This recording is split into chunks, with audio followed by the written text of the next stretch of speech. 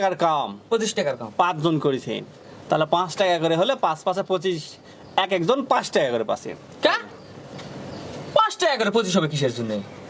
25 টাকার কাম 5 জনে করেছি, হ্যাঁ 14 টাকা করে ভাগ, কে? 14 করে দাও। কাম তো 14 টাকা মানে কাম শেষ করছি। দাও টাকা দাও।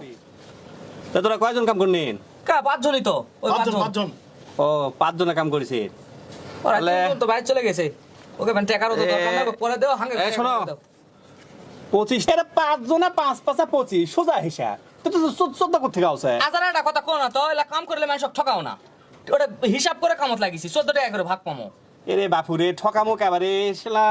আচ্ছা 14 টাকা করে খরচ আছে, দাও দাও। এ থামো তো, তোরা জিনিস বুঝছিস না আজকে তোকে মই বোর্ডাত মই হিসাব করে দেছো আসো আসো।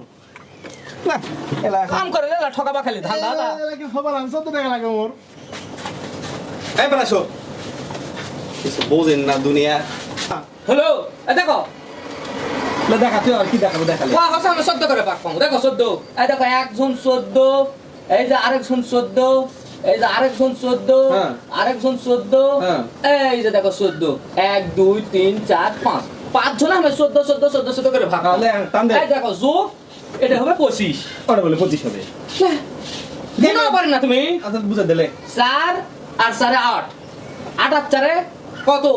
12 12 আর 4 16 16 আর 4 20 তো 20, তো সহজ হিসাব বলছি না? 21 22 23 24 25, এই যে 25। এই তো হয়ে গেল। কি চাচা, তোমরা শিক্ষিত হয়ে হিসাব বুঝুন না। শিক্ষিত মানুষ হয় ঠকার জন্য ধান্দা করে না। এবারে তোরা 14 টাকা করে লাও, এবারে ধরো 14 টাকা করে এটা দিছো, তোরা যাও। আর এরপর থেকে মোর কাম কাজ লাগলে তোরাই যারা আসো না, বাজাও, তোরা যাও, এর থেকে যাও।